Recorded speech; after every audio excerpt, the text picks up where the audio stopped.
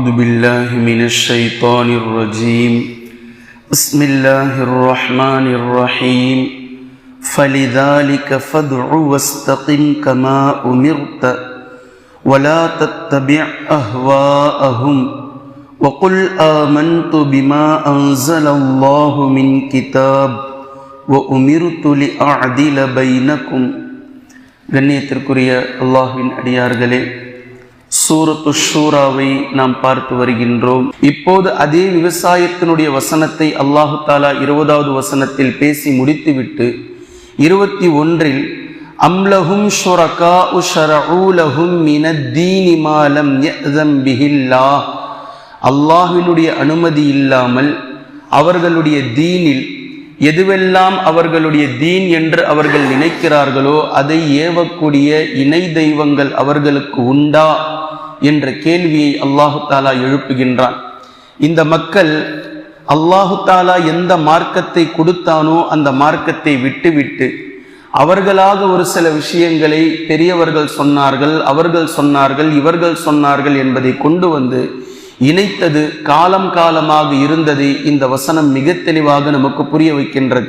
அதாவது இந்த இடத்திற்கு இமாம் இப்னு கஸீர் ரஹிமஹுல்லா அவர்கள் சொல்லக்கூடிய ஒரு விஷயம், தெய்வங்கள் அவர்களுக்கு உண்டா என்று அல்லாஹு தாலா கேள்வி கேட்பதனுடைய நோக்கம் நபி ஸல்லல்லாஹு அலைஹி வஸல்லம் அவர்களை பார்த்து அல்லாஹு தாலா கூறுவது போன்றதாகும். அதாவது நபியே, உங்களுக்கு அல்லாஹு தாலா வகுத்து தந்துள்ள செம்மையான மார்க்கத்தை இவர்கள் பின்பற்ற போவதில்லை. மாறாக மனிதர்களுடைய மனித ஜின், அதாவது மனித ஷைத்தான்களும் ஜின் ஷைத்தான்களும் எதையெல்லாம் இவர்களுக்கு மார்க்கமாக காட்டினவோ அவைகளைத்தான் இவர்கள் பின்பற்ற போகிறார்கள் என்று அல்லாஹு தாலா பல இடங்களில் வெவ்வேறு விதமாக சொல்லி இருக்கக்கூடிய கருத்தை இந்த வசனத்திற்கு இமாம் இப்னு கஸீர் ரஹிமஹுல்லா அவர்கள் விளக்கம் தருவதை நம்மால் பார்க்க முடிகின்றது. அது மாத்திரம் இல்லாமல் இந்த முன்னோர்கள் செய்த பலதரப்பட்ட விஷயங்களில் ஒன்றான ஒரு செய்தியை இமாம் இப்னு கஸீர் ரஹிமஹுல்லா அவர்கள் கொண்டு வருகிறார்கள். பஹீரா, சாயிபா, வசீலா, ஹாம், இது 4 வகையான ஒட்டகங்கள். இவைகளை அல்லாஹு தாலா தடை செய்யவில்லை, அவர்கள் தடை செய்து கொண்டார்கள். அதே போன்று சூது, இரத்தத்தை சாப்பிடுவது, செத்த பிராணியினுடைய இறைச்சிகளை சாப்பிடுவதெல்லாம் அல்லாஹு தாலா தடை செய்து வைத்திருந்தான், இவைகளை ஆகுமாக்கி கொண்டார்கள். இது போன்ற வேலைகளை எல்லாம் சிலர்கள் செய்து வந்தார்கள். இதை அல்லாஹு தாலா நபி ஸல்லல்லாஹு அலைஹி வஸல்லம் அவர்களுக்கு எடுத்து கூறுகின்றான். பஹீரா என்று சொன்னால் பால் கறக்க கூடாது என்று சிலைகளுக்கு நேர்ந்து விட்ட ஒட்டகம், அது ஒரு பெண் ஒட்டகம். இதில் பாலை கறக்க கூடாது என்று சிலைகளுக்கு நேர்ந்து விட்டு விடுவார்கள். யாரும் அதில் பால் கறக்க மாட்டார்கள். இப்படிப்பட்ட ஒட்டகத்திற்கு, பெண் ஒட்டகத்திற்கு பஹீரா என்று அரபியில் சொல்லப்படும். அதே போன்று சாயிபா, சாயிபா என்று சொன்னால் யாரேனும் ஒருவருக்கு நோய்வாய் அவர் பட்டுவிட்டால் அவருடைய நோய் நிவாரணிக்காக ஒரு ஒட்டகத்தை நேர்ந்து சிலைகளுக்காக நேர்ந்து விட்டு விடுவார்கள். இவருக்கு உடம்பு சரியாகணும் என்று சொல்லி ஒட்டகத்தை நேர்ந்து சிலைகளுக்காக விட்டு விடுவார்கள். இந்த ஒட்டகம் சுதந்திரமாக எங்கு வேண்டுமானாலும் செல்லும், யாருடைய நிலத்தில் வேண்டுமானாலும் மேயும், யாரும் எதுவும் கேட்கக்கூடாது. ஏன்னா இது நேர்ந்து விட்ட ஒட்டகம். இந்த ஒட்டகத்தின் மீது சுமையை ஏற்ற மாட்டார்கள். இப்படிப்பட்ட ஒட்டகத்திற்கு சாயிபா என்று சொல்லப்படும். இதுவும் ஒரு பெண் ஒட்டகம். அதே போன்று வசீலா, வசீலா என்பதும் ஒரு பெண் ஒட்டகம். வசீலா என்றால் முதல் ஈன்றிலும் 2வது ஈற்றிலும் 2 பெண் குட்டிகளை தொடர்ச்சியாக பெற்றெடுத்த ஒட்டகம். முதலாவது குழந்தையை பெற்றெடுக்கும் போதும் 2வது குட்டியை ஈன்றெடுக்கும் போதும் 2 முறையும் பெண் குட்டிகளை அது ஈன்றெடுத்திருக்க வேண்டும். இப்படி ஈன்றெடுத்தால் இந்த ஒட்டகத்தையும் சுதந்திரமாக மேய விட்டு விடுவார்கள். இதற்கு பேர் வசீலா என்று அவர்கள் வைத்திருக்கிறார்கள். இதையும் அல்லாஹு தாலா பேசுகின்றான். இதே போன்ற ஹாம் என்றால் இது ஒரு ஆண் ஒட்டகம். இந்த ஒட்டகத்தை பெண் ஒட்டகத்திடத்திலே மேட்டிங்காக, இனப்பெருக்கத்திற்காக விடுவார்கள். குறிப்பிட்ட அளவிலே ஒரு பெண் ஒட்டகத்தை அது சூழ வந்ததற்கு பின்னால் அதை விட்டு விடுவார்கள். இது சிலைகளுக்காக நேர்ந்து விடப்பட்ட ஒட்டகம் என்று அந்த ஒட்டகத்தை விட்டு விடுவார்கள். இந்த ஆண் ஒட்டகம் சுதந்திரமாக சுற்றி திரியும். இதன் மீது சுமை ஏற்ற மாட்டார்கள். யாரும் அதை என்ன ஏது என்று கேட்கக்கூடாது. இப்படிப்பட்ட விஷயங்களைத்தான் அல்லாஹு தாலா பஹீரா, சாயிபா, வசீலா, அஃப்ஹாம் என்று குர்ஆனில் பேசுகின்றது. அல்லாஹின் மீது பொய்யை புனைந்து பொய்யை இட்டுக்கட்டி எவர்கள் இறை மறுப்பில் இருக்கிறார்களோ இவர்கள்தான் அல்லாஹு தஆலா தடை செய்யாத இந்த கால்நடைகளை தடை செய்து கொண்டு இருக்கிறார்கள். வஅக்ஸருஹும் லா யஅகிலூன், அவர்களில் பெரும்பாலானவர்கள் இதை விளங்காதவர்களாக இருக்கிறார்கள் என்று அல்லாஹு தஆலா பேசக்கூடிய இந்த விஷயத்தை நீங்கள் பார்க்கலாம். நபி ஸல்லல்லாஹு அலைஹி வஸல்லம் அவர்கள் ஒரு நாள் தூக்கத்திலிருந்து எழுந்து கூறினார்கள், நான் ஒரு கனவு கண்டேன். அந்த கனவில் ஆமிர் இப்னு லுஹை அல் ஹுஸாஇ என்பவரை அவருடைய குடல் தரையில் விழுந்து கிடந்தது. அவர் நிற்கிறாரு, அவருடைய குடல் தரையில் விழுந்து கிடந்தது. அதை அவர் இழுத்து கொண்டு செல்வதை நான் பார்த்தேன் என்று நபி ஸல்லல்லாஹு அலைஹி வஸல்லம் அவர்கள் கூறினார்கள். அபூ ஹுரைரா ரலியல்லாஹு அன்ஹு அவர்கள் அவர் யார் என்பதை தெளிவு கொடுக்கிறாங்க.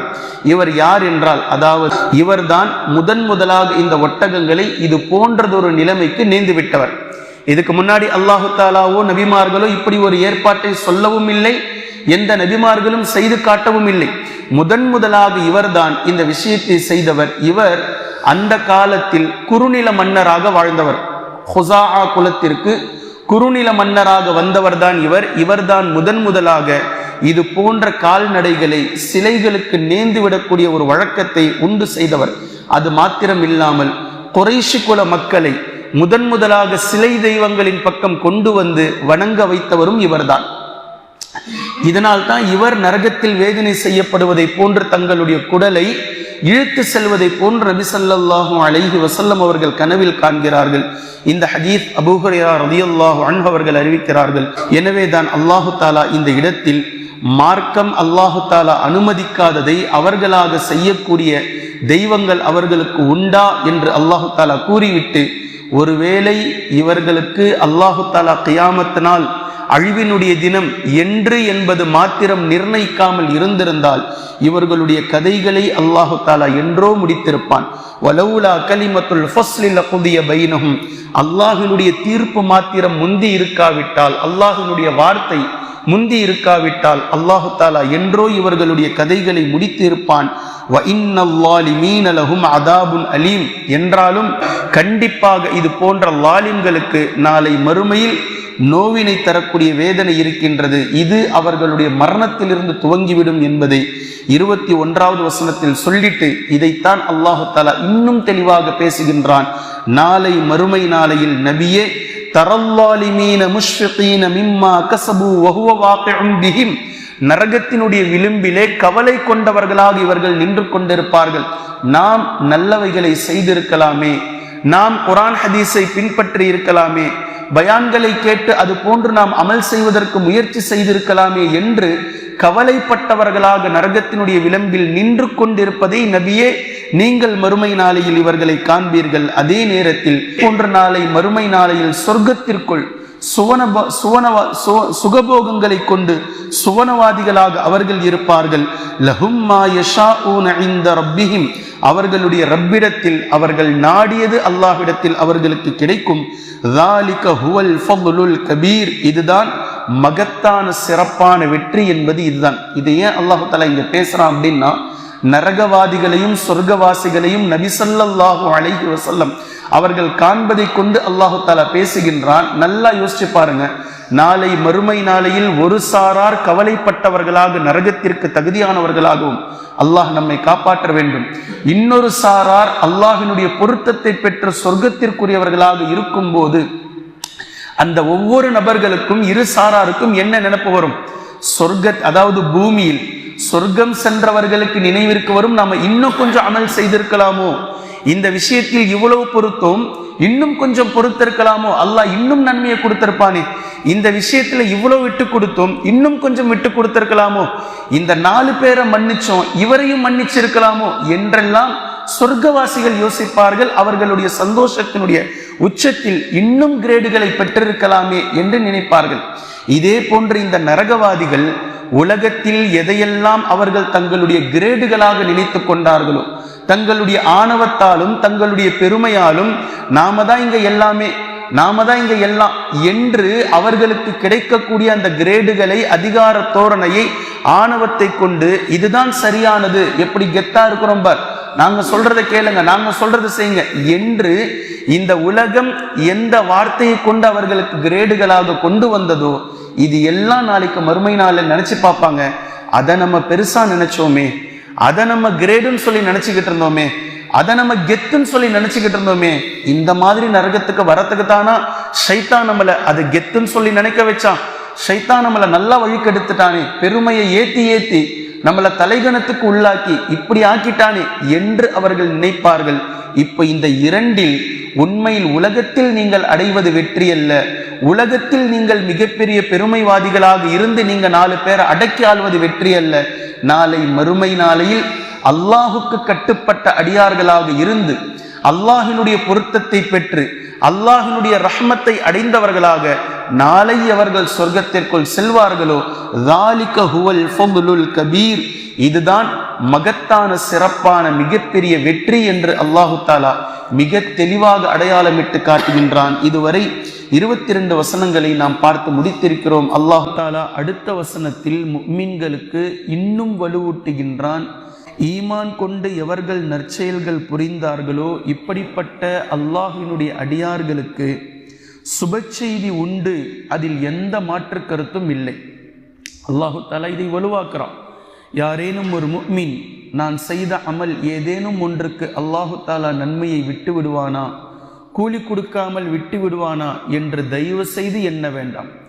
என்ன அமல்கள் நீங்கள் செய்திருந்தாலும் அது இஹ்லாஸான முறையில் இருந்தால் அல்லாஹு தாலா ஒருபோதும் அநீதம் செய்பவன் இல்லை என்பதை அல்லாஹு தாலா சூரத்து ஷூராவினுடைய 23வது வசனத்தினுடைய துவக்கத்தில் அதை வலுவூட்டுகின்றான். அடியார்கள் சுப செய்தி பெற்றுக்கொள்ளட்டும். பின்பு அடுத்த வாக்கியம், அதாவது அதே வசனத்தின் அடுத்த வாக்கியம், குல் நபியே நீங்கள் கூறுங்கள் அந்த மக்களிடத்தில், இது பொதுவான எல்லோருக்குமான வசனம்.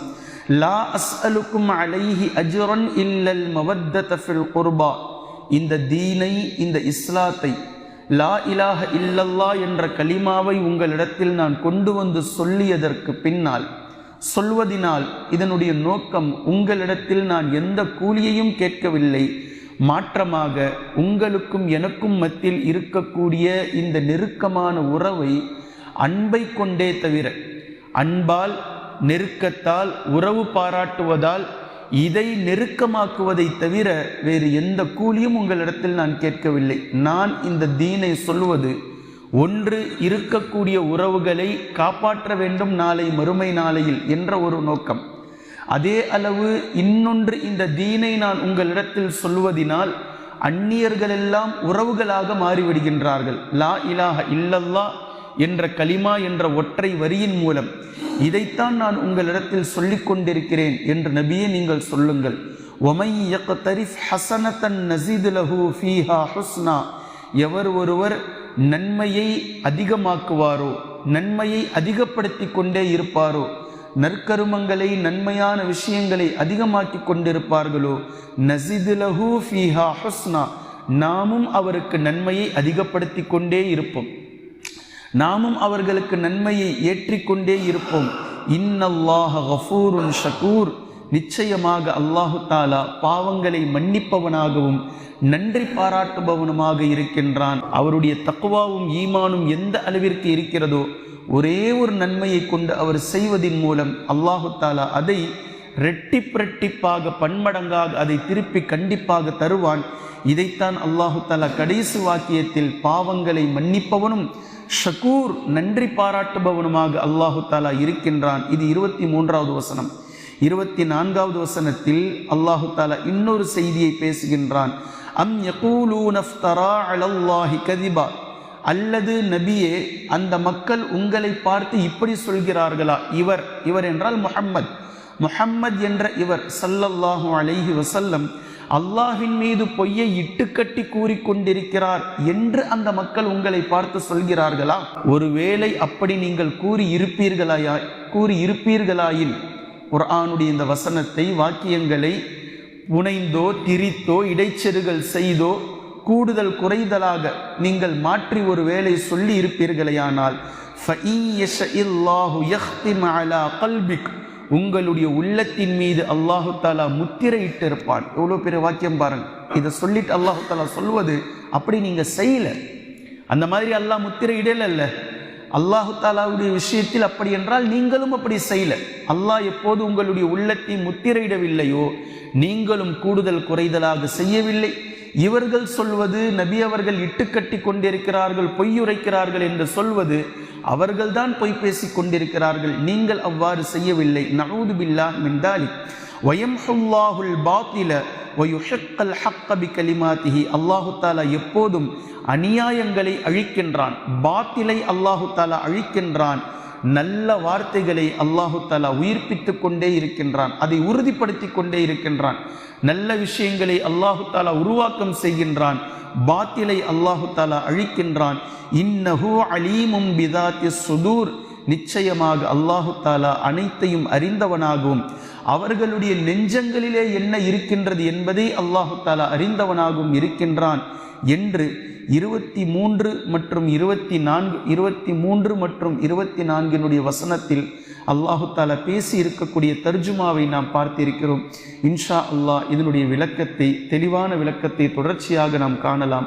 குர்ஆனையும் ஹதீஸையும் தெளிவாக விளங்கக்கூடிய நன்மக்களாகவும் அதை நடைமுறைப்படுத்தக்கூடிய மக்களாகவும் அல்லாஹ் நம்மை ஆக்குவானாக. சுப்ஹானக அல்லாஹும்ம பிஹம்திக அஷ்ஹது அல்லா இலாஹ இல்லா அன்த அஸ்தக்ஃபிருக வ அத்தூபு இலைக்.